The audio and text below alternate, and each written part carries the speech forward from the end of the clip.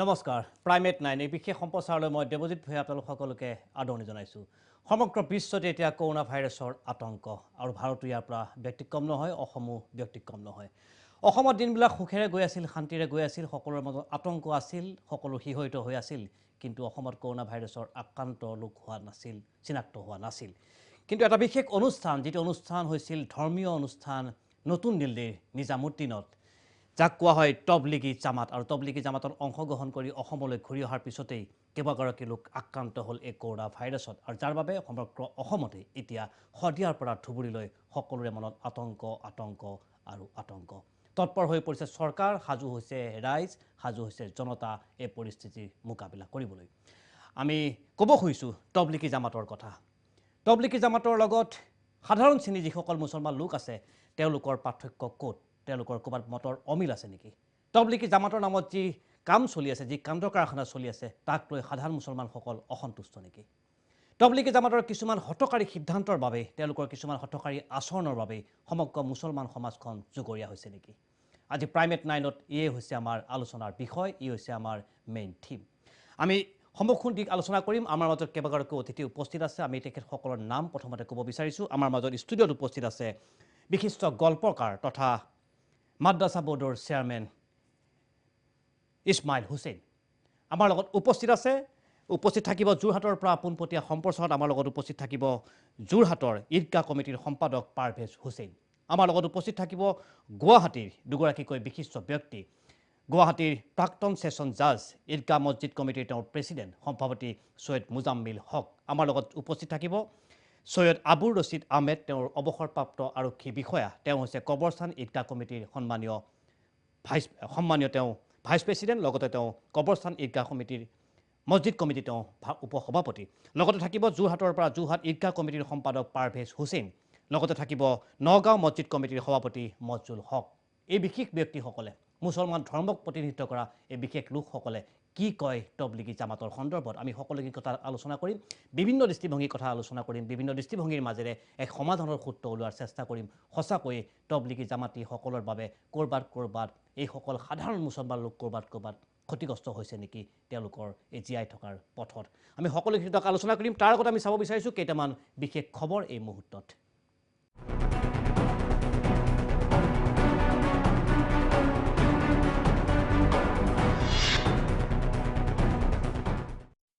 আমি আপোনালোকক জনাব বিচাৰিছোঁ দেশখনৰ বিশ্বৰ শেহতীয়া খবৰ কৰোনা ভাইৰাছ সম্পৰ্কীয় আমাৰ হাতত অহা শেহতীয়া খবৰ অনুসৰি এই মুহূৰ্তলৈকে ভাৰতত মৃত্যুৰ সংখ্যা 28জনলৈ বৃদ্ধি পাইছে আৰু আক্ৰান্ত লোকৰ সংখ্যা 2000ৰো বৃদ্ধি হৈছে স্পেইনৰ যদি আমি কথা কওঁ তেতিয়া দেখিবলৈ পাম যে স্পেইনত মৃত্যুৰ সংখ্যা 10,000 অতিক্ৰম কৰিছে আৰু স্পেইনত 24 ঘণ্টাত মৃত্যু হৈছে 950জন লোক এয়া এদিনৰ অভিলেখ গঢ়িছে সেই বিশেষ ৰাষ্ট্ৰখনে ইৰাণত দেখিবলৈ পোৱা গৈছে আক্ৰান্তৰ সংখ্যা 50,000 অতিক্ৰম কৰিছে এই মুহূৰ্তলৈকে আৰু বিশ্বজুৰি আক্ৰান্ত হৈছে 10,48,000 লোক ব্ৰিটেনৰ ক্ষুব্ধ নাগৰিকৰ চৰকাৰক কঠোৰভাৱে সমালোচনা কৰিছে আৰু তাকে দেখিবলৈ পোৱা গৈছে ব্ৰিটেনত সম্প্ৰতি এক অস্বস্তিকৰ পৰিৱেশে বিৰাজ কৰিছে অসমৰ প্ৰেক্ষাপটত আমি জনাব বিচাৰিছোঁ অসমত এই মুহূৰ্তলৈকে কৰোনা ভাইৰাছৰ পৰীক্ষাৰ বাবে 361গৰাকী লোকৰ নমুনা সংগ্ৰহ কৰা হৈছে অসমৰ প্ৰেক্ষাপটত ক'ব খুজিছোঁ হিমন্ত বিশ্ব শৰ্মাই এখন সংবাদমেলত এই তথ্য প্ৰকাশ কৰিছে আৰু নিজামুদ্দিন ফেৰত 15গৰাকী লোক এই মুহূৰ্তলৈকে সন্ধানহীন থকাৰ খবৰ আহিছে আক্ৰান্তৰে সম্পৰ্কিত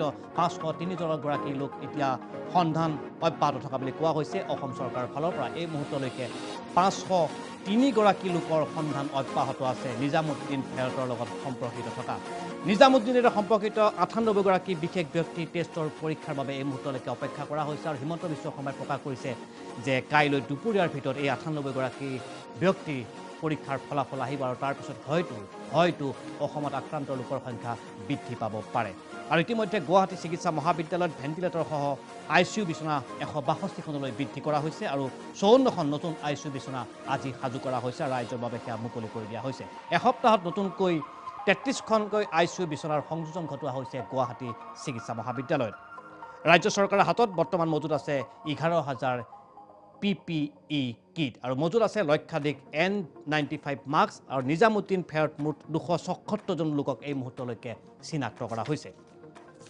ইতিমধ্যে সাজু হৈ পৰিছে দেশৰ সেনাবাহিনীৰ লোকসকলো আমাৰ হাতলৈ অহা খবৰ অনুসৰি কৰোনাৰ বিৰুদ্ধে দেশৰ স্থল বায়ু আৰু নৌ সেনাৰ প্ৰস্তুতি তুংগত উঠিছে এই মুহূৰ্তত আমি ভিজুৱেল চাব বিচাৰিম নৌ সেনাৰ 133খন চিকিৎসালয় সাজু কৰি তুলিছে ভাৰতীয় প্ৰশাসনিক বিষয়াসকলে প্ৰতিৰক্ষা বাহিনীয়ে ইতিমধ্যে সাজু কৰি তুলিছে 133খন চিকিৎসালয় আৰু কৰোনাৰ যুঁজিবলৈ সাজু হৈছে সেনাৰ 8,000 চিকিৎসক সাজু কৰি তোলা হৈছে সেনাৰ 8,000 চিকিৎসক আৰু সাজু কৰি ৰখা হৈছে 9,000খন বেড এয়া হৈছে দেশৰ স্থল বায়ু আৰু নৌ সেনাৰ প্ৰস্তুতি কৰোনা ভাইৰাছক ৰোধিবৰ বাবে আহি পৰিছে আমেৰিকাৰ খবৰ আমেৰিকাত দেখিবলৈ পোৱা গৈছে এক অস্বস্তিকৰ পৰিৱেশ আৰু সেই অস্বস্তিকৰ পৰিৱেশ হৈছে ঘাতক কৰোনাৰ বাবে আমেৰিকাত বিপৰ্যয়ৰ সূচনা হৈছে দুৰ্ভিক্ষৰ দিশে ছুপাৰ পাৱাৰ প্ৰতিপত্তিশীল দেশ বুলি যাক কোৱা হয় বিশ্বৰ সৰ্ববৃহৎ দেশ বুলি যাক কোৱা হয় বিশ্বৰ প্ৰতিপত্তিশীল দেশ বুলি যাক কোৱা হয় সেই প্ৰতিপত্তিশীল দেশ ছুপাৰ পাৱাৰ আমেৰিকাত আহি পৰিছে দুৰ্ভিক্ষ খাদ্যৰ সংকটত এতিয়া আমেৰিকা আৰু দুসপ্তাহত 65 লাখ লোকে আমেৰিকাত চাকৰি হেৰুৱাইছে এই মুহূৰ্তৰ আটাইতকৈ গুৰুত্বপূৰ্ণ খবৰটো হৈছে আন্তঃৰাষ্ট্ৰীয় প্ৰেক্ষাপটত যে 2 সপ্তাহত 65 গৰাকী লোকে চাকৰি হেৰুৱাইছে আমেৰিকাত 2,15,000 মাৰ্কিন নাগৰিকৰ কৰোনাত আক্ৰান্তৰ খবৰ আহিছে 2,15,000 মাৰ্কিন নাগৰিক আক্ৰান্ত হৈছে এই কৰোনা ভাইৰাছত অভাৱনীয় বিপৰ্যয়ৰ সন্মুখীন হৈছে আমেৰিকাৰ ৰাষ্ট্ৰ আৰু সমগ্ৰ পৰিস্থিতিৰ ক্ষেত্ৰত দেখিবলৈ পোৱা গৈছে যেন হতাশাই আৱৰি পৰিছে আমেৰিকাৰ ৰাষ্ট্ৰপতি ডনাল্ড ট্ৰাম্প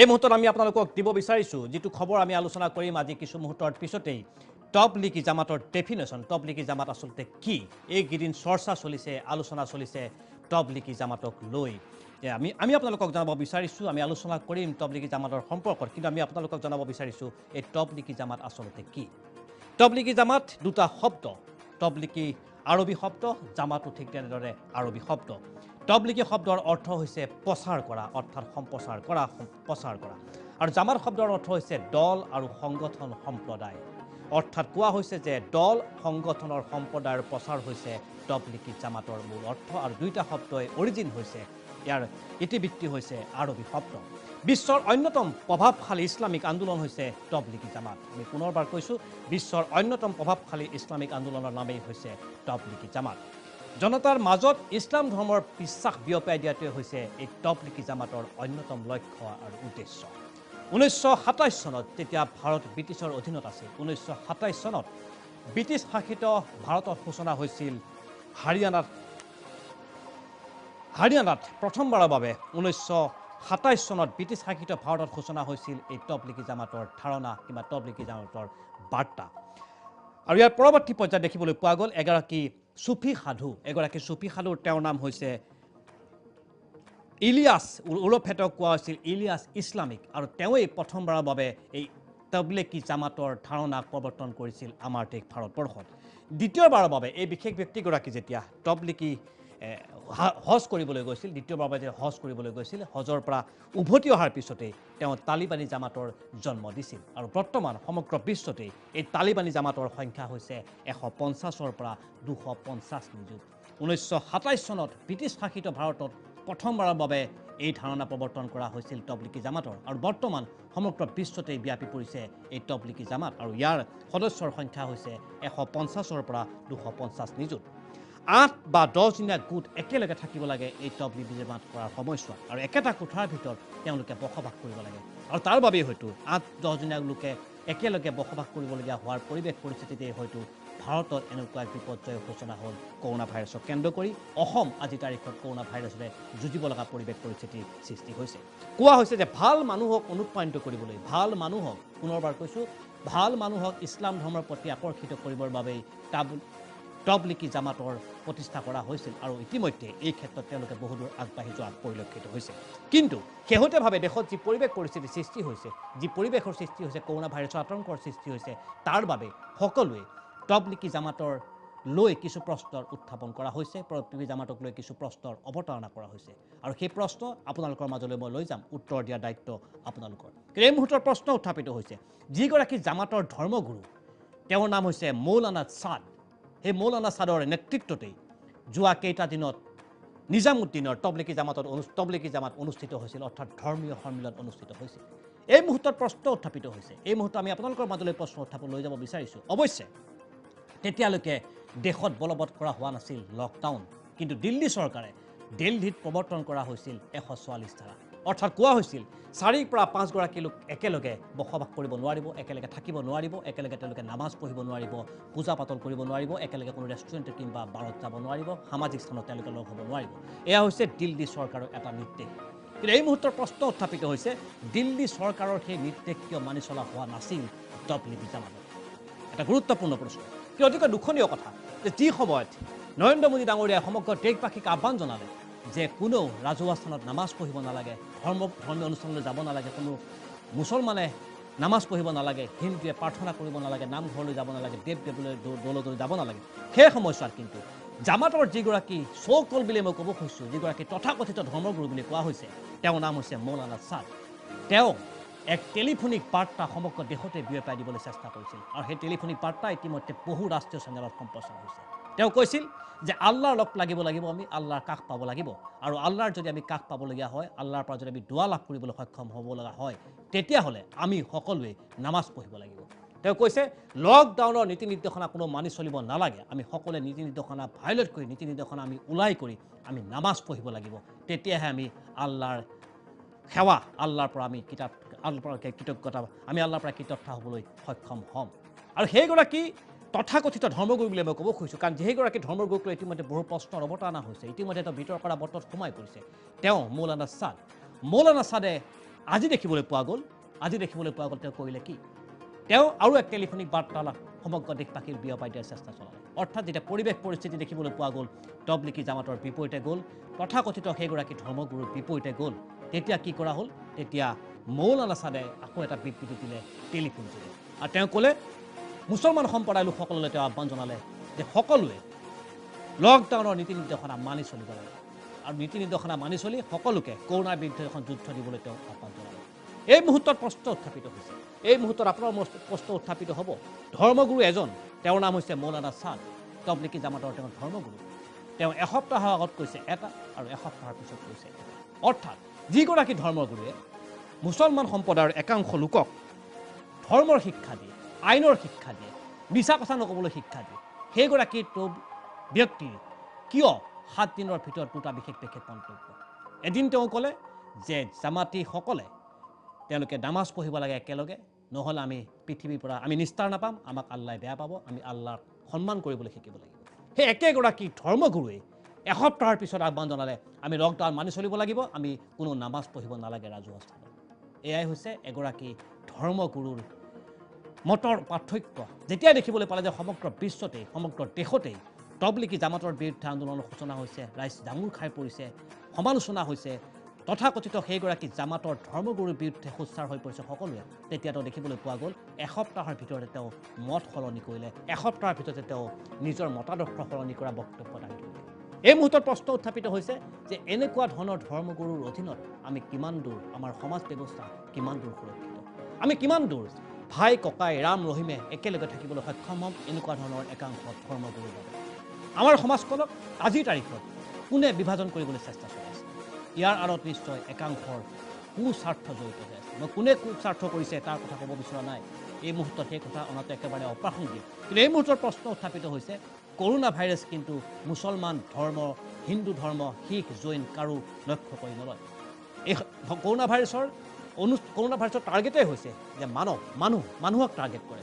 কোন মানুহ হিন্দু, কোন মানুহ মুছলিম, কোন মানুহ শিখ, কোন মানুহ জৈন, সেয়া কৰোণা ভাইৰাছৰ বিচাৰ্য নহয়। তেওঁলোকৰ টাৰ্গেট হৈছে মানুহ আৰু মানুহ। গতিকে হিন্দু মুছলমানৰ ভাগ কৰাৰ আগতে আমি প্ৰথমতে মানুহ হ'বলৈ শিকোঁ। আমি যদি মানুহ হওঁ তেতিয়াহ'লে বিশ্ববাসীৰ আগত আমি সকলোৱে ভাৰতীয় নাগৰিক হিচাপে দম্ভ কৰাৰ অধিকাৰ থাকিব। কিন্তু আমাৰ ভাৰতীয় নাগৰিকসকলৰ মাজত আজি ভাই ভনীৰ মাজত, ৰাম ৰহিমৰ মাজত কোনে সংঘৰ্ষ বিয়পাবলৈ চেষ্টা চলাইছে? কোনে কৰোণা ভাইৰাছৰ আলমত এনেকুৱা ধৰণৰ বিষ বাষ্প চলাবলৈ চেষ্টা কৰিছে আমাৰ সমাজ ব্যৱস্থাত? সময় কিন্তু কাকো ক্ষমা নকৰিব, এই কথা নিশ্চিত।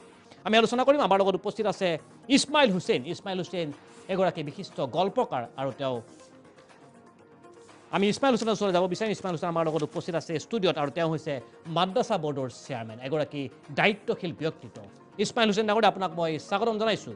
যি বিষয়বস্তু মই আপোনাৰ মাজলৈ লৈ যাব বিচাৰিম এই মুহূৰ্তত, আৰু ইতিমধ্যে চৰ্চা চলিছে যে তবলিগী জামাতৰ সৈতে সাধাৰণ মুছলমান যিসকল লোক আছে, আমাৰ সহজীৱনৰ লগত জড়িত যিসকল লোক আছে, তেওঁলোকৰ লগত এক মত পাৰ্থক্য থকা বুলি শুনা যায়।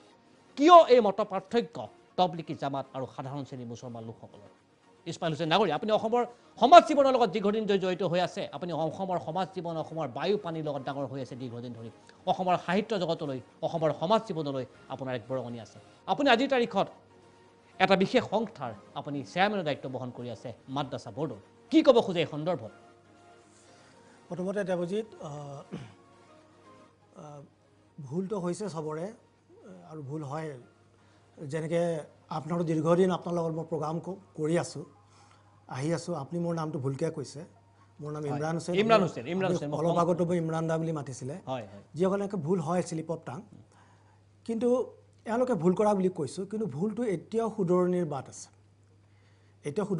আছে এতিয়াও যদি তেওঁলোকে ওলাই আহি যদি নিজৰ লগতে গোটেই পৰিয়ালক বচাব খোজে আৰু লগতে সমগ্ৰ সমাজক বচাব খোজে তেওঁলোকে ওলাই আহি ইতিমধ্যে চিকিৎসকৰ শৰণাপন্ন হ'ব লাগে সেই কথাটো প্ৰথমতে কৈ লৈ আপোনাৰ প্ৰশ্নৰ উত্তৰ দিছোঁ আপুনি কৈছে যে আমাৰ লগতনো ক'ত পাৰ্থক্য আমিনো ক'ত বেয়া পাইছোঁ অসমীয়া মুছলিমে আচলতে এই তবলিগী জামাতৰ যিটো পৰম্পৰা সেই পৰম্পৰাটো আচলতে আমাৰ যিটো অসমীয়া মুছলিমৰ পৰম্পৰা তাতকৈ অকণমান বেলেগ আমাৰ আগতে আমি হিজাব পিন্ধা আমি মানুহ দেখা নাছিলোঁ আপুনিও দেখা নাছিলে গতিকে এতিয়া হিজাব পিন্ধা বা বিভিন্ন ধৰণৰ মানে যিটো কম যে অকল একক সংস্কৃতিৰ নিচিনা অকল মুছলিম কট্টৰবাদী যিটো সংস্কৃতি মুছলিম সংস্কৃতি বুলিও মই নকওঁ তাতকৈ আৰু সংকীৰ্ণ ভাৱত কট্টৰবাদী মুছলিমে সংস্কৃতিলৈ ৰূপান্তৰিত কৰিছে এই চিন্তাধাৰাই আমাৰ অসমীয়া মুছলিমৰ যি চিন্তাধাৰা এইটো আজান ফকীৰৰ এক চুফিবাদৰ লগত আমাৰ এক সম্পৰ্ক আছে আৰু তবলিগী জামাতত কি হয় যে মুছলিমসকলক তেওঁলোকে আহ্বান কৰে দাৱাত কৰে যে নামাজ পঢ়িবলৈ দাৱাত কৰে আৰু সেই দাৱাতত তেওঁলোকে যাব লাগে আৰু তেনেকৈ আহি পেলাই অৰ্গেনাইজ কৰে আকৌ কিছু মানুহ মাতি লয় তেনেকৈ গৈ পেলাই আৰু আপুনি ধুনীয়াকৈ এটা ইতিহাস বৰ্ণনা কৰিছে আৰু এই কথাবিলাক কি কৰিছে তেওঁলোকক সংকীৰ্ণ কৰি ৰাখিছে তেওঁলোকে কিন্তু অকল মুছলিম মানুহক লৈ চিন্তা কৰে তেওঁলোকে অন্য মানুহক ধৰ্মান্তৰিতৰ কথা নকয় কিন্তু তেওঁলোকৰ কথা হৈছে ৰিফৰ্ম কি চেন্সত যে অকল মানে কট্টৰবাদী মুছলিম হোৱাৰে ৰিফৰ্ম কিন্তু ৰিফৰ্ম বুলি ক'লে মানৱীয় ৰিফৰ্মহে আচল ৰিফৰ্ম হ'ব লাগিব য'ত মানুহ কালচাৰ থাকিব য'ত লেংগুৱেজ থাকিব দেশৰ প্ৰতি মৰম থাকিব ভালপোৱা থাকিব আৰু যিটো কি ক'ম আৰু পাৰ্থিৱ যিটো জগতৰ প্ৰতি দায়বদ্ধতা তেওঁলোকে মাটিৰ তলৰ কথা চিন্তা কৰে আৰু আকাশৰ কথা চিন্তা কৰে জন্নতৰ কথা চিন্তা কৰে কিন্তু তেওঁলোকে নাজানে যে তেওঁলোকে ক'লৈ গৈ আছে এতিয়া অলপ আগতে আপুনি কৈছে যে মহম্মদ চান্দে কৈছে যে আমি ঈশ্বৰৰ কথা শুনিব লাগে ঈশ্বৰৰ ওচৰলৈ যাব লাগে নামাজ পঢ়িলে আমি ঈশ্বৰৰ ওচৰলৈ যাম কিন্তু এই প্ৰক্ৰিয়াত মই যিমান দূৰ জানো তেওঁলোকে কেতিয়াও ঈশ্বৰৰ ওচৰলৈ নাযায় দহক বিপদত পেলায় সমাজক বিপদত পেলায় গোটেই দেশক বিপদত পেলায় নিজৰ ল'ৰা ছোৱালীক বিপদত পেলায় মই বাৰু হিন্দু মানুহৰ কথা বাদেই দিলোঁ কিছুমানে শত্ৰু জ্ঞানো কৰে বেলেগ ধৰ্মৰ বিধৰ্মী শত্ৰু জ্ঞানো কৰে তথাপিও যদি তেনেকৈও যদি ধৰোঁ নিজৰ পৰিয়াল নিজৰ ধৰ্ম বুলি যদি ইমান ভাল পোৱা নিজৰ ধৰ্মৰ মানুহকো তেওঁলোকে বিপদমুক্ত কৰিছে তাৰ প্ৰতি ওচৰ চুবুৰীয়া বেলেগ ৰাইজ বেলেগ ধৰ্মৰ মানুহ দেশ পৃথিৱী গতিকে বেলেগক বিপদত পেলাই কেতিয়াও তেওঁলোকে জনতবাসী হ'ব নোৱাৰে ইছলামত এই কথাটো নাই গতিকে আমি অসমীয়া মুছলিমে এই কথাৰ এই ধৰণৰ হেমাহি আপোনালোকৰ লগত এটা মত পাৰ্থক্য আছে অসমীয়া মুছলিমৰ লগত তবলিগী যিসকল জামাত তেওঁলোকৰ লগত আমাৰ যিসকল অসমীয়া মুছলিমৰ আমাৰ মতবাদ আছে এই পৰম্পৰাত আমি ডাঙৰ হোৱা নাই হয় ইমৰান হুছেইন মই সুধিব বিচাৰিছোঁ যে আমি দেখিবলৈ পালোঁ যিখন তালিকা তাত কৰোণা ভাইৰাছত আক্ৰান্ত হোৱা এগৰাকী যুৱক আছে 19 বছৰীয়া মই যুৱক বুলি ক'ব খোজা নাই কিশোৰ বুলি ক'ব খুজিছোঁ সদ্য কিশোৰ সেইগৰাকী ছাত্ৰক লৈ যোৱা হৈছিল তবলিগী জামাতলৈ অৰ্থাৎ মই সুধিব বিচাৰিছোঁ যে সেইগৰাকী শিশু যিগৰাকী শিশু সেই সময়ত শিক্ষানুষ্ঠানত থাকিব লাগিছিল শিশু বুলিয়ে মই ক'ব খুজিছোঁ 19 বছৰীয়া যদিও যি সময়ত সেইগৰাকী লোকে অসমৰ সমাজ ব্যৱস্থাৰ ওপৰত অধ্যয়ন কৰিব লাগিছিল তেওঁক লৈ যোৱা হৈছে ক'লৈ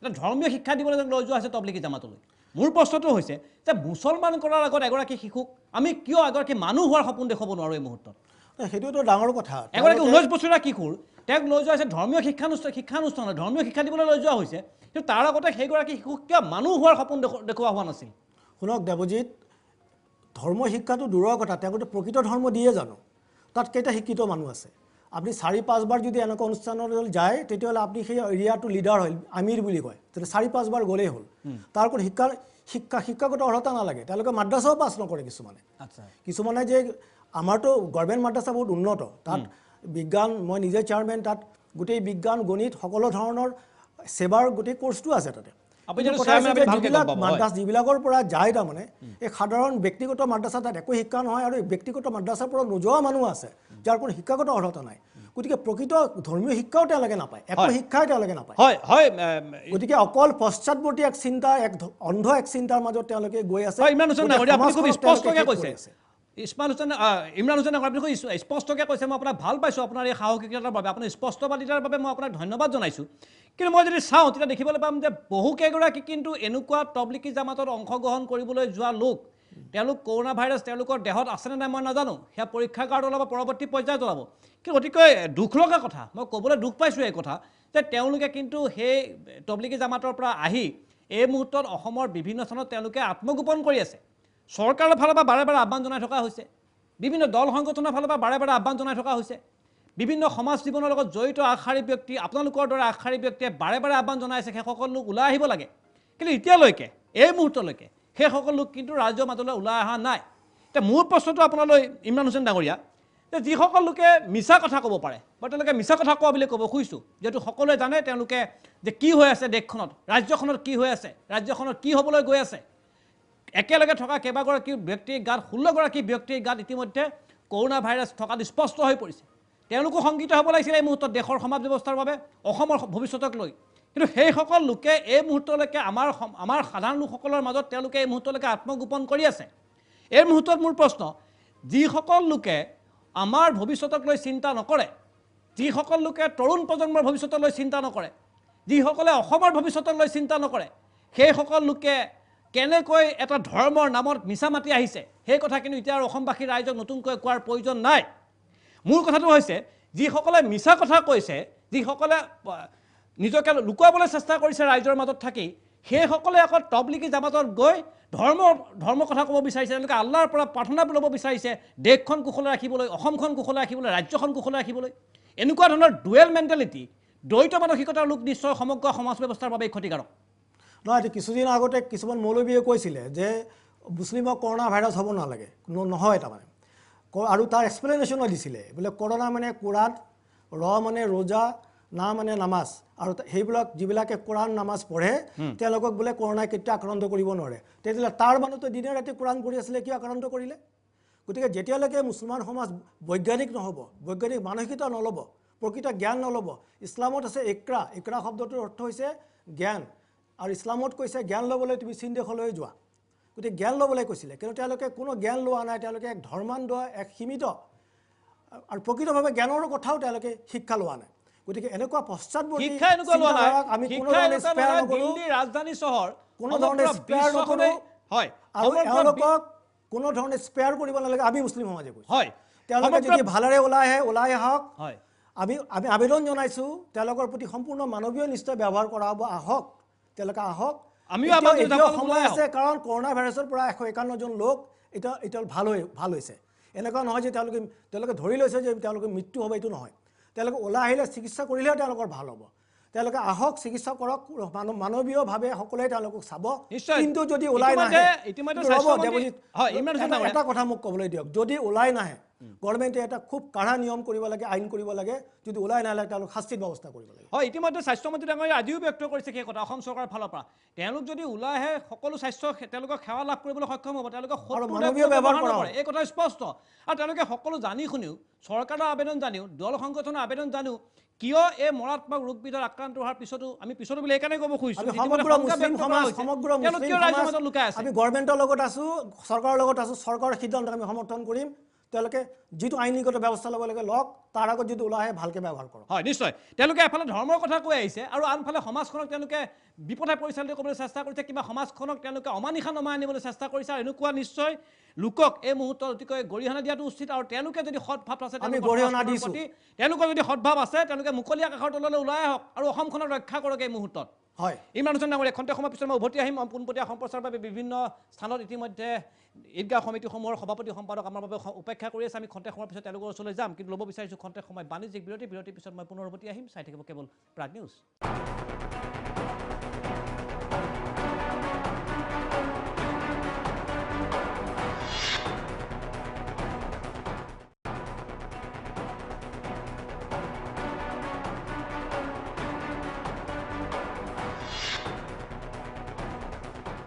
খন্তে সময় বাণিজ্যিক বিৰতিৰ পিছত প্ৰাইমেট 9 মই পুনৰ দেৱজিৎ ভূঞা আপোনালোকক স্বাগতম জনাইছোঁ। আমি পাতি আছিলোঁ তবলিকি জামাত সন্দৰ্ভৰ কথা, যে নিজামুদ্দিনত যি তবলিকি জামাত অনুষ্ঠিত হ'ল আৰু সেয়াৰ পৰাই সমগ্ৰ ভাৰততেই ক্ৰমাগতভাৱে বৃদ্ধি পাবলৈ ধৰিলে কৰোণা ভাইৰাছৰ আতংক। আৰু অসমো ইয়াৰ ব্যতিক্ৰম নহ'ল। অসমত এতিয়ালৈকে কৰোণা ভাইৰাছত আক্ৰান্ত হৈছে 16গৰাকী লোক, আৰু এই 16গৰাকী লোকৰে সম্পৰ্ক আছে নিজামুদ্দিনৰ তবলিকি জামাতৰ সৈতে। আমি যাব বিচাৰিছোঁ, আমি কিছু মুহূৰ্তৰ আগতে বিশিষ্ট গল্পকাৰ তথা মাদ্ৰাছা বোৰ্ডৰ চেয়াৰমেনৰ লগত কথা পাতিলোঁ। ইমৰান হুছেইন ডাঙৰীয়াই তেওঁ স্পষ্টভাৱে তবলিকি জামাতৰ এনেকুৱা ধৰণৰ হঠকাৰী সিদ্ধান্তৰ বিৰুদ্ধে সোচ্চাৰ হৈ পৰিল, আৰু স্বাভাৱিকভাৱে তেওঁ ক'ব খুজিছে যে তবলিকি জামাতৰ এনেকুৱা ধৰ্মীয় অনুষ্ঠানৰ নামত চলাত অতি ধমন্ধতাই সমগ্ৰ মুছলমান সমাজকে বদনামৰ ভাগি কৰিছে মুহূৰ্তত। আৰু তেওঁ আহ্বান জনাইছে যিসকল লোকে এই মুহূৰ্তত তবলিকি জামাতত অংশগ্ৰহণ কৰি অসমৰ বিভিন্ন স্থানত লুকাই আছে, তেওঁলোকক মুকলি আকাশৰ তললৈ ওলাই আহিবলৈ আহ্বান জনাইছে, আৰু নহ'লে এইসকল ব্যক্তিৰ বিৰুদ্ধে কঠোৰৰ পৰা কঠোৰতম আইনগত ব্যৱস্থা লোৱাৰ পোষকতা কৰিছে অসম চৰকাৰক, দাবী কৰিছে অসম চৰকাৰক।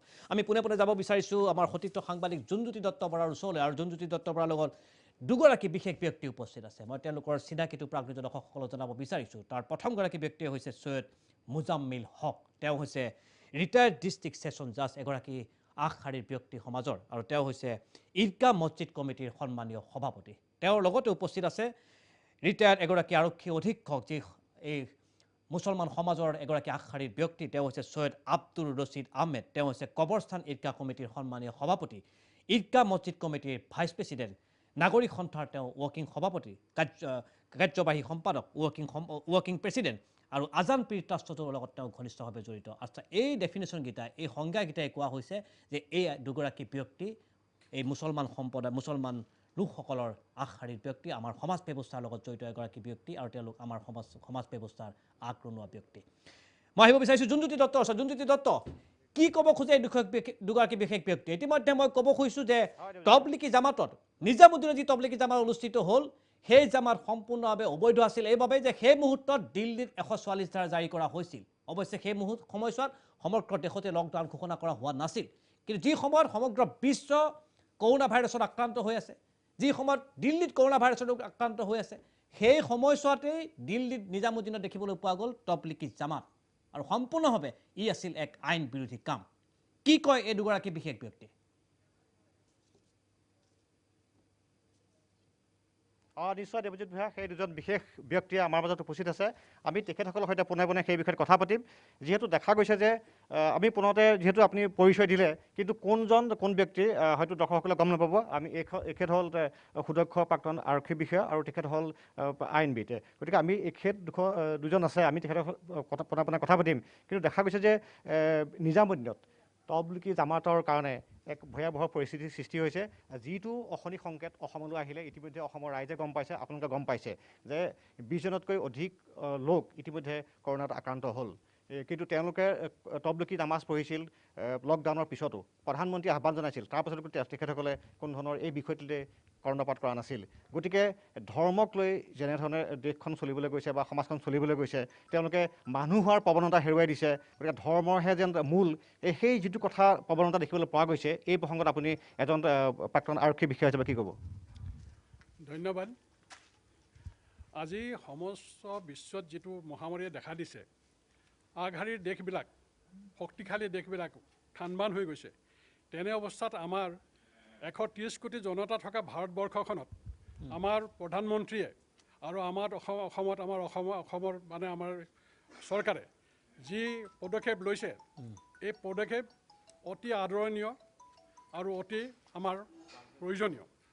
গতিকে এই পদক্ষেপত যেতিয়া আমি সহায় নকৰোঁ, তেতিয়াহ'লে তেখেতসকলে কৃতকাৰ্যতা হ'ব নোৱাৰে। তেখেতসকলক সুফল ৰিজাল্ট পাবৰ কাৰণে আমি সকলোৱে সহায় কৰিব লাগিব। আজি আপুনি যিটো মোক প্ৰশ্ন কৰিলে, মই প্ৰশ্নৰ ক্ষেত্ৰত মই ক'বলৈ গৈছোঁ, ধৰ্ম মানুহক লাগে। ধৰ্ম হৈছে মানুহৰ মুক্তিৰ পথ। কিন্তু ধৰ্মৰ অৰ্থ এইটো নহয় যে গোড়ামী কৰি পেলাই আনৰ অনিষ্ট কৰিব। ধৰ্মৰ অৰ্থ হৈছে সকলোকে সমানে লৈ যোৱাটোহে। আমাৰ ইছলাম ধৰ্মত কথা এটা আছে যে মোৰ দ্বাৰা কোনো এজন ব্যক্তিৰ কোনো এটা প্ৰাণীৰ কষ্ট নহওক।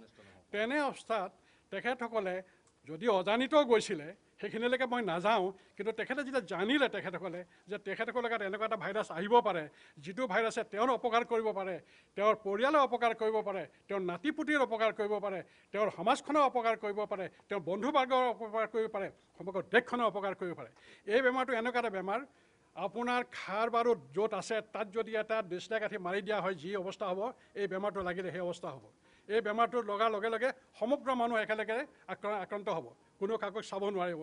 গতিকে তেনেস্থলত তেখেতসকলে সৎ সাহসেৰে ওলাই আহিব লাগে, তেখেতসকলৰ অজ্ঞতা প্ৰকাশ কৰক, তেখেতসকলে কওক যে হয় আমি গৈছিলোঁ, আমাৰ যদি কিবা আছে আপোনালোকে আমাক চেক কৰক, তাৰ কাৰণে আমাৰ প্ৰতিকাৰৰ ব্যৱস্থা কৰক, আমাৰ ওচৰত যিখিনি মানুহ আছিলে তেওঁলোকৰো প্ৰতিকাৰৰ ব্যৱস্থা কৰক। কাৰণ এটা কথা আছে, জান হাই তো জাহান হাই, জান হাই তো জাহান হাই। যদি মোৰ জীৱনটো থাকে তেতিয়াহে মোৰ পৃথিৱীখন, যদি মোৰ জীৱনটোৱে নাথাকে পৃথিৱীখন কি হ'ল? গতিকে জীৱনটো প্ৰথম, জীৱনটো প্ৰত্যেকজন মানুহৰ কাৰণে অতি প্ৰয়োজনীয়। একেবাৰে নিচলা গৰীবজনৰ জীৱনৰ প্ৰতি যিটো মূল্য, ধনীজনৰ একেটাই মূল্য। গতিকে তেখেতসকলক মোৰ কৰজোৰে তেওঁলোকক মই অনুৰোধ কৰিছোঁ, তেখেতসকলে ভয় খাব নালাগে, তেখেতসকল ওলাই আহক, স্বেচ্ছাৰে তেওঁলোকে আহি আগবাঢ়ি কওক চৰকাৰক, বা ওচৰৰ ডাক্তৰক কওক, বা পুলিচ বিষয়াক কওক, বা সমাজকৰ্মীক কওক যে আমি অমুক জেগাত গৈছিলোঁ, এইখিনি হৈছিলে, তাৰ পৰা আহিছোঁ, কিন্তু বৰ্তমানত মই একো ভোগা নাই, যদিও মোৰ গাত কিবা লক্ষণ থাকিব পাৰে, কিবা বেমাৰ থাকিব পাৰে, তাৰ কাৰণে আপোনালোকে ব্যৱস্থা কৰক।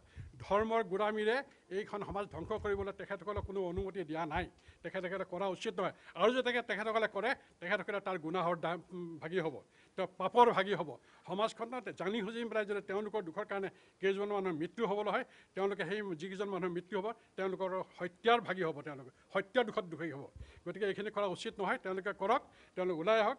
আমাৰ ফালৰ পৰা আমি বিশেষভাৱে তেওঁলোকক আবেদন কৰিছোঁ, তেখেতলোক ওলাই আহক। সমাজত যিবিলাক ব্যক্তি এইবিলাক কামত জড়িত হৈ আছে, নিজৰ জানৰ, নিজৰ খিয়ালৰ, নিজৰ সম্পত্তি, নিজৰ সুবিধাৰ কোনো খিয়াল নকৰাকৈ ডক্তৰ, নাৰ্ছ, পুলিচ অফিচাৰ, বাকী যিবিলাক এচেঞ্চিয়েল চাৰ্ভিচাৰ আছে, তেওঁলোকৰ কষ্টৰ মজুৰি দিয়ক, তেওঁলোক ওলাই আহক। ওলাই আহি তেওঁলোকে লুকাই থাকি এইবিলাক কৰিব নালাগে, এইবিলাক কৰিলে বৰ অন্যায় হ'ব, দেশখনৰ প্ৰতি অন্যায় হ'ব, ইছলাম ধৰ্মৰ প্ৰতি অন্যায় হ'ব। নিশ্চয় নিশ্চয়, আমি আপোনাৰ সৈতে আহিম, আকৌ আমি আপোনাৰ ওচৰলৈ আহিছোঁ এবাৰ। কি ক'ব? গোটেই সমগ্ৰ বিষয়টো দেখা গৈছে যে যেতিয়া একাংশ লোক ধৰা পৰিছে, তাত উপস্থিত বহুসংখ্যক লোক আছিল, কিন্তু একাংশ লোক কিন্তু এতিয়াও লুকাই আছে, তেওঁলোকে ধৰা দিয়া নাই। তেওঁলোকৰ নিজৰ গাত অসুখ থাকক বা নাথাকক, তেওঁলোকে ধৰা দিয়াটো উচিত আছিল যে আমি তালৈ গৈছিলোঁ হয়, যে আমাৰ গাত যদি থাকিব পাৰে চৰকাৰে পৰীক্ষা কৰক। বৰঞ্চ তাকে নকৰি তেওঁলোক পলাই ফুৰিছে, যাৰ ফলত চৰকাৰ বিমুৰত পৰিছে, প্ৰশাসন বিমুৰত পৰিছে, আৰু আমি সকলো বিমুৰত পৰিছোঁ। কাৰণ তেওঁলোক ক'ত কেনেকৈ আছে কি ঠিক, কোন কিমানজন সংক্ৰমণ হ'ব পাৰে তাৰো কোনো নিশ্চয়তা নাই। এতিয়া ভাৰতবৰ্ষত 2000ৰো অধিক লোক আক্ৰমিত হৈছে, 50ৰো অধিক লোক ইতিমধ্যে মৃত্যুমুখত পৰিছে। তাৰ পাছতো তেখেতসকলে জানি শুনিও কিয় এতিয়ালৈকে ধৰা দিয়া নাই, সেইটো খুব তাৎপৰ্যপূৰ্ণ কথা। আপুনি কি ক'ব এই সমগ্ৰ বিষয়টো প্ৰসংগত? নাই, এইটো তেওঁলোকে যিটো কাম কৰিছে এইটো বৰ গৰিহণাযোগ্য। বিশেষকৈ দিল্লীৰ মৰকজত যিটো কৰিলে, দিল্লী গভৰ্ণমেণ্টে যেতিয়া 144 দিয়াৰ পিছতো তেওঁলোকে তাত ইমানখিনি মানুহ গোট খালে, সেইটো আমি নিন্দা কৰিছোঁ। আৰু তাৰ যিজন মৌলানা ছাদ চাহাব, তেওঁ যিটো ষ্টেটমেণ্ট দিছে সেইটো আমি পূৰা গৰিহণা দিছোঁ, আৰু সেইটো তেতিয়াও হ'ব নোৱাৰে। আৰু কিছুমান চেনেলত দিছে তেওঁ মুছলমানৰ ধৰ্মগুৰু বুলি কৈছে, কিন্তু কোনোবা এটা জামাতৰ তেওঁ ধৰ্মগুৰু হ'ব পাৰে, কিন্তু মুছলমান গোটেই ইণ্ডিয়াৰ মুছলমানখিনিক তেওঁ ৰিপ্ৰেজেণ্ট নকৰে। গতিকে আমি তেওঁক ধৰ্মগুৰু হিচাপে নামাতোঁ, কিন্তু তেওঁলোকে যিটো কাম কৰিলে সেইটো নিশ্চয় গৰিহণাযোগ্য আৰু নিন্দনীয়। আমি তাত দুখ প্ৰকাশ কৰিছোঁ। আৰু এতিয়া যিখিনিসকল আপুনি যিটো প্ৰশ্ন কৰিছে যে যিখিনি মানুহ লুকাই আছে, সেইখিনি মানুহ ভলণ্টাৰীলি ওলাই আহিব লাগে, তেওঁলোকে কোনো ভয় কৰিব নালাগে। গভৰ্ণমেণ্টে তেওঁলোকক কোনো এৰেষ্ট নকৰে। 2-এটা চেনেলত আহিছে মানুহক এৰেষ্ট কৰিছে, সেইটো অলপ ভুল বাতৰি প্ৰকাশ হৈছে। যিয়ে নহওক, সেইখিনি কোনো এৰেষ্ট নকৰে, তেওঁলোকক লৈ যাব, তেওঁলোকক মেডিকেল পৰীক্ষা কৰিব, আৰু যদি দৰকাৰ পৰে তেওঁলোকক কোৱাৰেণ্টাইনত থ'ব, ঘৰতো থ'ব পাৰে, তেওঁলোকে হস্পিটেলতো থ'ব পাৰে। গতিকে তেওঁলোকে কোনো ভয় কৰিব নালাগে, ওলাই আহক, আৰু তেওঁলোকে নিজে নিজে স্বেচ্ছাই গভৰ্ণমেণ্টৰ ওচৰত হেৰি কৰে। দৰকাৰ পৰিলে ওচৰৰ যিটো আউটপোষ্ট আছে বা যিটো পুলিচ ষ্টেচন আছে, আৰু নহ'লে 114লৈ তেওঁলোকে ফোন কৰি জনাওক যে আমি তাৰ পৰা ঘূৰি আহিছোঁ মাৰ্চ মাহত, গতিকে আপোনালোকে আমাক কি কৰি ব্যৱস্থা ল'ব লাগে আপোনালোকে লওক। দেৱজিৎ ভূঞা। হয়, ধন্যবাদ। হয়, খুব সুন্দৰভাৱে দুগৰাকী ব্যক্তিয়ে বক্তব্য আগবঢ়াইছে। সৈয়দ মুজাম্মিল হক, ঈদগাহ মছজিদ কমিটিৰ তেওঁ সন্মানীয় সভাপতি, আৰু আনগৰাকী হৈছে সৈয়দ আব্দুল ৰছিদ আহমেদ, তেওঁ কবৰস্থান ঈদগাহ কমিটিৰ তেওঁৰ সভাপতি, আৰু ঈদগাহ মছজিদ কমিটিৰ তেওঁ ভাইচ প্ৰেছিডেণ্ট। দুয়োগৰাকী ব্যক্তিয়ে সেইসকল লুকাই থকা লোকলৈ আহ্বান জনাইছে যে আপোনালোকে ওলাই আহক। আপোনালোকে যদি সঁচাকৈ ধৰ্মক ভাল পায়, ধৰ্মত বিশ্বাস কৰে, তেতিয়াহ'লে মানুহৰ মাজত লুকাই থাকি এটা বিষবাষ্প, এটা ভাইৰাছ সমাজখনৰ মাজলৈ এৰি নিদিব। ই ধৰ্মই নকয় বুলি কৈছে তেওঁলোকে। আমিও কৈছোঁ, যদি আপোনালোকে ধৰ্মত বিশ্বাস কৰিছে, যদিহে আপোনালোকে এটা ভাল মন লৈ তবলিগী জামাতত গৈছিল, তেতিয়াহ'লে আপোনালোকে আমাৰ সমাজৰ মানুহখিনিৰ মাজত লুকাই নাথাকি ওলাই আহক। সমাজে আপোনালোকক ভাল ব্যৱহাৰ কৰিব, আপোনালোকৰ স্বাস্থ্যৰ ব্যৱস্থা কৰিব, স্বাস্থ্য সেৱা দিব আপোনালোকক কোনো কিন্তু সেৱা চকুৰে নাচায়, বৰঞ্চ আপোনালোকক সন্মানহে কৰিব। কিন্তু আপোনালোকে যদি লুকাই থাকে তেতিয়াহ'লে সমাজে কিন্তু আপোনালোকক ভাল দৃষ্টিৰে নাচাব। আনকি আপোনালোকৰ সম্প্ৰদায়ৰ লোকসকলেও, এই সম্প্ৰদায়ৰ লোকসকলেও কিন্তু আপোনালোকক কেতিয়াও ৰেহাই নিদিব, কিংবা ইতিহাসে আপোনালোকক কেতিয়াও ক্ষমা নকৰিব। গতিকে সময় এতিয়াও বা শেষ হৈ যোৱা নাই।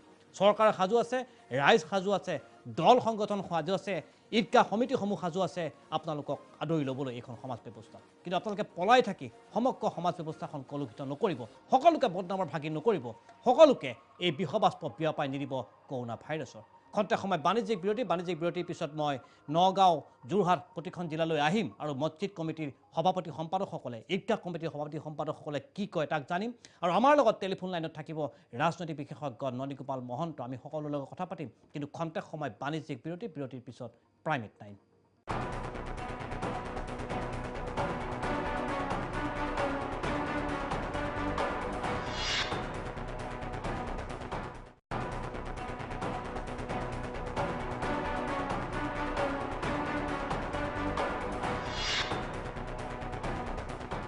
খন্তেক সময় বাণিজ্যিক বিৰতিৰ পিছত প্ৰাইমেট 9লৈ মই দেৱজিৎ ভাই পুনৰ আপোনালোকক স্বাগতম জনাইছোঁ। আমি পোনে যাব বিচাৰিছোঁ ৰাজধানী চহৰ দিল্লীলৈ। উপস্থিত আছে আমাৰ সতীৰ্থ সাংবাদিক চাৰস্বৰ গোস্বামী।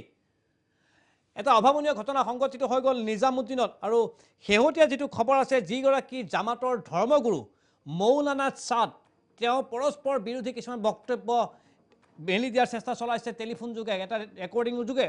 প্ৰথম অৱস্থাত তেওঁ ঘোষণা কৰিলে যে কোনো লকডাউন মানি চলিব নালাগে, সকলোৱে নামাজ পঢ়িব লাগে সংশ্লিষ্ট স্থানবিলাকত গৈ। আৰু পৰৱৰ্তী পৰ্যায়ত দেখিবলৈ পোৱা গ'ল, যেতিয়া সমগ্ৰ দেশতে এক বিতৰ্কৰ সূত্ৰপাত হ'ল, যেতিয়া তেওঁক গ্ৰেপ্তাৰ কৰিবলৈ আৰক্ষী বাহিনী সষ্টম হ'ল, তেওঁ তেতিয়া প্ৰকাশ কৰিছে এক টেলিফোনিক বাৰ্তালাপ যোগে যে চৰকাৰৰ লগত সহযোগিতা কৰিব লাগে। এনেকুৱা ধৰণৰ ধৰ্মগুৰুক বিচাৰি দিল্লী আৰক্ষীয়ে কেনেকুৱা ধৰণৰ তৎপৰতা চলাইছে এই মুহূৰ্তলৈকে?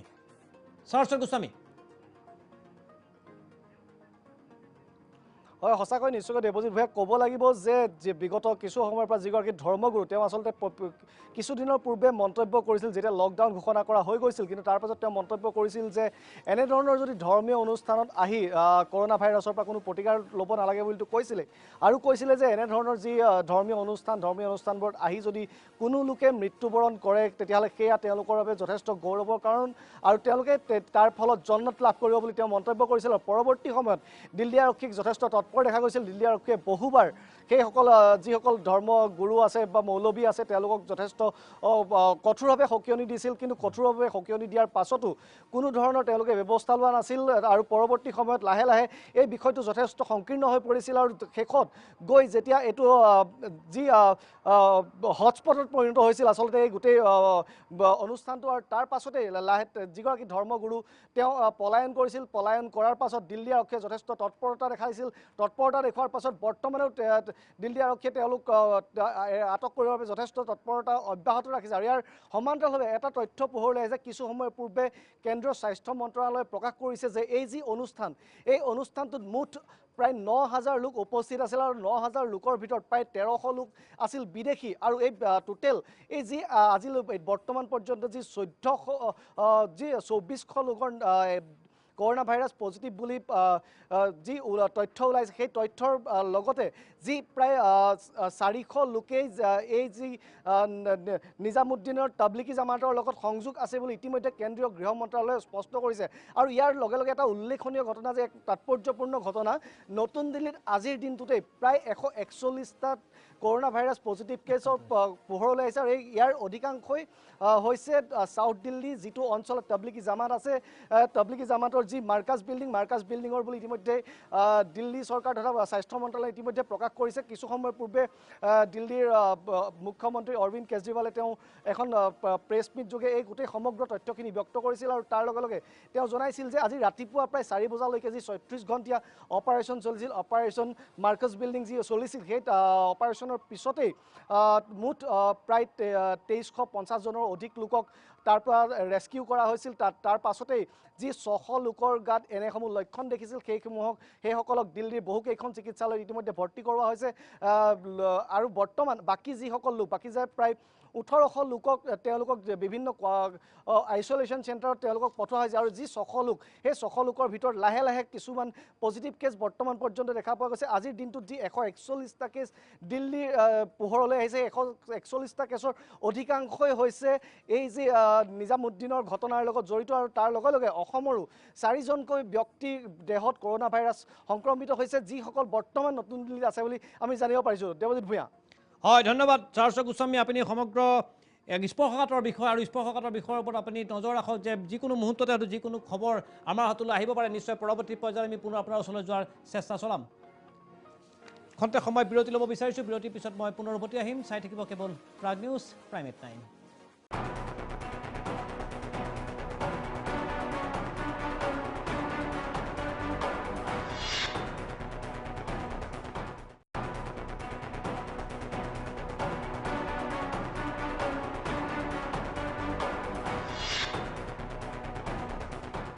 খন্তেক সময় বাণিজ্যিক বিৰতিৰ পিছত প্ৰাইম@9লৈ মই দেৱজিৎ ভূঞাই পুনৰ আপোনালোকক স্বাগতম জনাইছোঁ। আজি আমাৰ বুলেটিনৰ আমাৰ বিশেষ সম্প্ৰচাৰৰ থিম হৈছে বিষয়বস্তু হৈছে তবলিগী জামাত।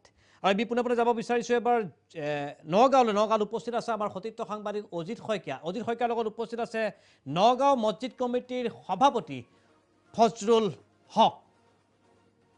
অজিত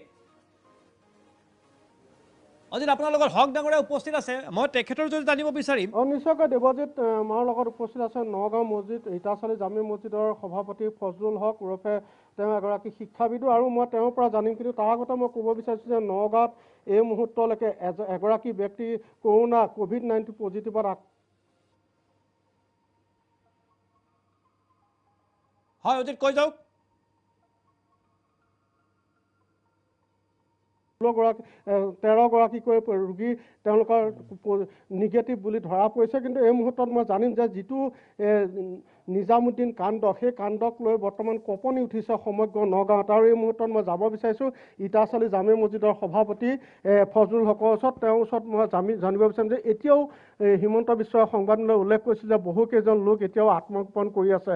কি আহ্বান জনাব সেইসকল লোকৰ ওপৰত আপুনি? হয়, মই এইটোৱে আহ্বান জনাম যিসকলে দিল্লী নিজামুদ্দিন মাৰ্কাজৰ পৰা আহি আত্মগোপন কৰি আছে তেখেতসকলে যেন নিজক বচাবলৈ নিজকো বচাওক আৰু লগতে তেওঁৰ পৰিয়ালক বচাওক আৰু লগতে নগাঁও জিলাবাসীক বচাওক, লগতে অসমবাসীক বচাওক আৰু লগতে গোটেই ভাৰতবৰ্ষৰ মানুহখিনিক কৰোনা ভাইৰাছৰ পৰা বচাওক। মই এইটো আহ্বান জনাইছোঁ। তেখেতসকলে যদি এতিয়াও কোনোবাই আত্মগোপন কৰি আছে মই তেখেতসকলক বিনম্ৰভাৱে অনুৰোধ জনাইছোঁ তেখেতসকলে যেন চৰকাৰীভাৱে যি চিকিৎসা প্ৰদান কৰা হৈছে সেই চিকিৎসাত তেখেতসকলে আহি আত্মগোপনৰ পৰা আহি তেখেতসকলে ধৰা দিয়ক আৰু নিজে সেই চিকিৎসা কৰক।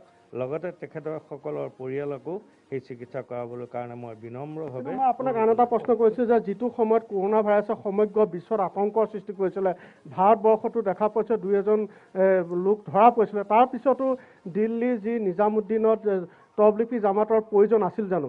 তাত ধৰ্মীয় শিক্ষাৰ প্ৰয়োজন আছিল জানো? সেই মুহূৰ্তত তাত হাজাৰ হাজাৰ লোক সমবেত হৈছিল। নগাঁৱৰ পৰাও আমি শতাধিক লোক যোৱা বুলি ইতিমধ্যে খবৰ লাভ কৰিছোঁ। ইতিমধ্যে বহুত সংখ্যক লোক ঘূৰি আহিছে। প্ৰয়োজন আছিল জানো সেইটো? নাই, সেইটো আচলতে প্ৰয়োজন যদিও এটা অনুষ্ঠানে তাত এটা মৰকজত যেতিয়া জামাত গোটাইছিল আৰু সেই ইমান বৃহৎ সংখ্যক যেতিয়া জামাত তাত গোট খোৱা হৈছিল কিন্তু তেওঁলোকক আৰক্ষীয়ে অনুৰোধ জনাইছিল, তাত নিশ্চয় তাত অনুমতি লোৱা হৈছিল আৰু সেইটো চৰকাৰৰ কিছু দুখ হয়তো থাকিব পাৰে। তেখেতসকলে নিশ্চয় অনুমতি নোলোৱাকৈ তাত মাৰ্কাজত জামাত বহোৱা নাছিল, মোৰ এটা ধাৰণা। সেয়ে মই এই ক্ষেত্ৰত মই কাকো নুদুখি যিসকলে নিশ্চয় অজিত শইকীয়া আমাৰ হাতত এটা ভিজুৱেল আছে। হয়, অজিত শইকীয়া মাৰ্কাজৰ পৰা ঘূৰি ঘূৰি নিজৰ নিজৰ অঞ্চললৈ বা নিজৰ নিজৰ ঠাইলৈ আহিছে তেখেতসকলে অজিত শইকীয়া তেওঁ ইতিমধ্যে তেওঁৰ হাতত হৈছে তথ্যৰ অভাৱ। তেওঁ কৈছে যে হয়তো আৰক্ষী প্ৰশাসনে অনুমতি প্ৰদান কৰিছিল, কিন্তু আমাৰ হাতত এটা ভিজুৱেল আছে বা ভিজুৱেলটো চাব বিচাৰিম এই ক্ষেত্ৰত যে আৰক্ষী প্ৰশাসনে কেনেকৈ ইয়াৰ পূৰ্বতে সেইসকল লোকক মাতি আনি থানালৈ মাতি আনি তেওঁলোকক এই প্ৰচাৰ বন্ধ কৰিবলৈ নিৰ্দেশ কৰিছিল। আহক মই জোখাব বিচাৰিছোঁ বিশেষ ভিজুৱেলটো। हमेशा 1.5 से 2,000 की गैदरिंग है। बात है पहले से है या बाद से? आप मेरी बात को सुनिए थी पहले। आप मेरी बातों को मेरी वे में सुन लीजिए, समझ लीजिए। हाँ, और ये आप लोगों के लिए आसानी के लिए है। अगर मैं बुला के इस तरह से आपसे बात कर रहा हूँ और वीडियो रिकॉर्डिंग करा रहा हूँ और ऊपर सीसीटीवी कैमरा, तो उसका कोई पर्पज है? बिल्कुल क्लियर कट इंस्ट्रक्शंस है। 5 आदमी से ज्यादा होंगे नहीं, सारे रिलीजियस प्लेसेस बंद है। और ये आप लोगों की सुरक्षा के लिए है। ये मेरी सुरक्षा के लिए नहीं है, मेरे पर्सनल इंटरेस्ट के लिए नहीं है, ये आप लोगों की सुरक्षा के लिए है। आप लोग जितना डिस्टेंस मेंटेन करेंगे उतना ही जी जाएंगे, बचेंगे, लाइफ के लिए रिक्वायर्ड है ये। वो कुछ नहीं देख रहा, रिलीजन रिलेटेड चीज नहीं देख रहा। तो आप लोगों को बार बार आगाह करने के बावजूद भी ये चीज समस्या हल नहीं हो रही है। अब मैं आपको जो आपके हाथ में नोटिस है, ये नोटिस आपको दे रहा हूं और मोहम्मद असाद साहब के नाम पे दे रहा हूं। इसके बाद भी अगर कोई ऐसी इश्यू निकला और आप लोगों ने इसको बिल्कुल तुरंत प्रभाव से क्लियर नहीं किया तो मैं बहुत स्ट्रिक्ट लीगल एक्शन के लिए मजबूर हूं। सर हम आप कह रहे हैं हमने 1,500 लोग कल भेजे हैं यहाँ से और अभी भी कितने लोग हैं वहाँ? अभी 2,500 में से एक रह गए हैं, 1,500 हम भेज चुके हैं और अब भी भेज रहे हैं। मैं ये पूछ रहा हूँ अभी कितने लोग हैं मरकज में? 1,000 हैं। वो कहाँ के हैं? सब दिल्ली से बाहर के, दिल्ली का कोई कहाँ के? कोई लखनऊ का है, कोई बनारस का है, कोई खतौली का है, इस तरह ये सब जाना चाहते हैं, लेकिन बॉर्डर सील क्या करें जी।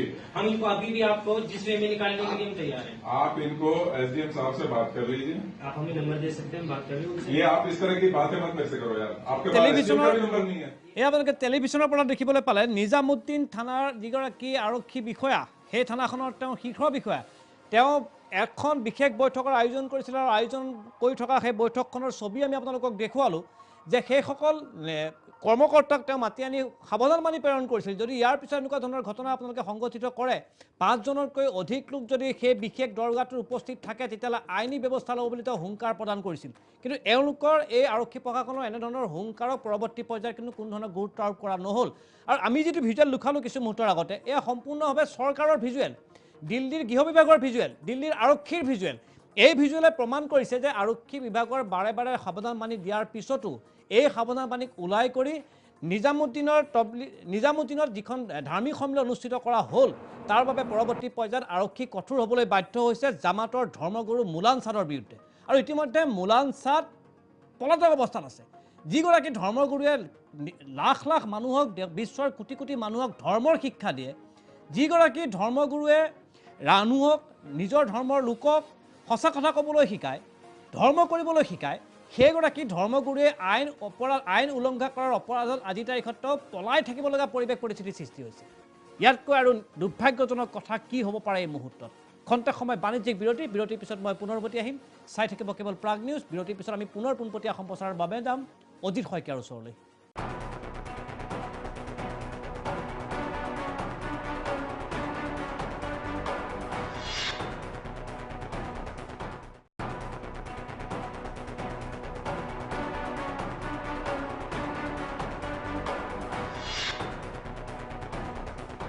খন্তেক সময় বাণিজ্যিক বিৰতিৰ পিছত প্ৰাইম নাইলৈ মই দেৱজিৎ ভূঞাই পুনৰ আপোনালোকক স্বাগতম জনাইছোঁ। আমি এবাৰ পোনে আপোনালোকক লৈ যাব বিচাৰিছোঁ যোৰহাটলৈ। যোৰহাটত উপস্থিত আছে আমাৰ সতীৰ্থ সাংবাদিক উৎপল বৰাৰ সৈতে যোৰহাট ঈদগাহ কমিটিৰ সম্পাদক পাৰভেজ হুছেইন। উৎপল বৰা, উৎপল বৰা। হয় দেৱজিৎ ভূঞা, মই পোনে যাব বিচাৰিছোঁ এই মুহূৰ্তত যোৰহাট কেন্দ্ৰীয়। হয় দেৱজিৎ ভূঞা।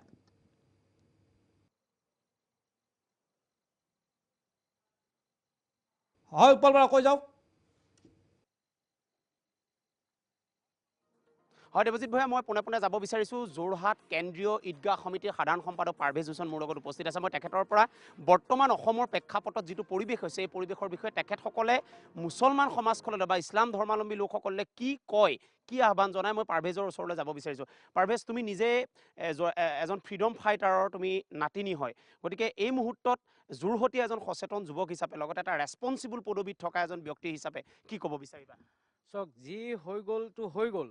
এতিয়া আমি আচলতে কি কৰিব লাগে, যিসকল ৰাইজ আচলতে তেওঁলোকে মৰকজলৈ গৈছিলে তেওঁলোক আহি পেলাই তেওঁলোকে স্বাস্থ্য পৰীক্ষা কৰোৱা নাই।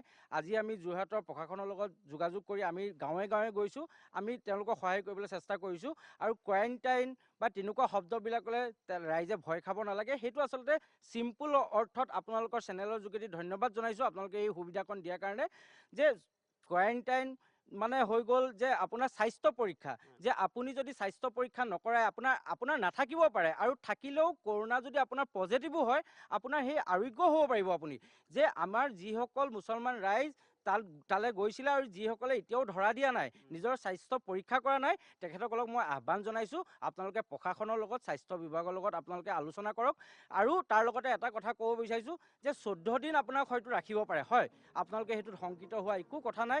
যিহেতু আপোনালোক ইছলাম ধৰ্মী আমি যিসকল লোক আছোঁ, আমি 30টা দিন আমি লঘোণে থাকিব পাৰোঁ, আমি 1 মাহ ৰোজা ধৰিব পাৰোঁ।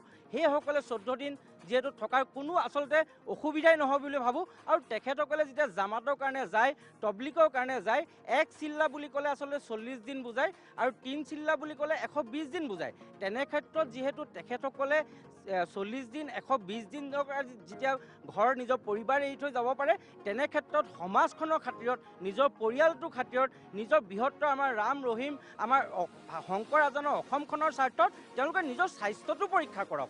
স্বাস্থ্যটো পৰীক্ষা কৰিলে তেওঁলোকৰ কোনো ক্ৰাইম নহয় আৰু পুলিচ দেখি তেওঁলোকে শংকিত হ'ব নালাগে। আচলতে তেওঁলোকৰ সহায়ৰ বাবেহে গৈছে। উৎপল বৰাৰ লগত আছিল পাৰভেজ হুছেইন, যোৰহাট ঈদগাহ কমিটিৰ সম্পাদক। তেওঁ ইতিমধ্যে কেতবোৰ গুৰুত্বপূৰ্ণ প্ৰসংগ ৰাইজৰ মাজলৈ লৈ যাবলৈ চেষ্টা চলায়। আজি স্বাস্থ্যমন্ত্ৰী ডক্টৰ হিমন্ত বিশ্ব শৰ্মাই কিছু বক্তব্য আগবঢ়াইছিল আৰু ৰাজ্যখনত সৃষ্টি হোৱা কৰোনা ভাইৰাছৰ আতংকৰ সন্দৰ্ভত শেহতীয়া কিছু তথ্য দাঙি ধৰিছিল। হিমন্ত বিশ্ব শৰ্মাৰ সংবাদমেলৰ আনকাট আমি আপোনালোকলৈ আগবঢ়াইছোঁ আৰু মই দেৱজিৎ ভূঞাই প্ৰাইমেট 9ৰ পৰা বিদায় মাগিছোঁ। আপোনালোকে চাওক প্ৰাইমেট 9ত আনকাট হিমন্ত বিশ্ব শৰ্মা আজিৰ সংবাদমেল।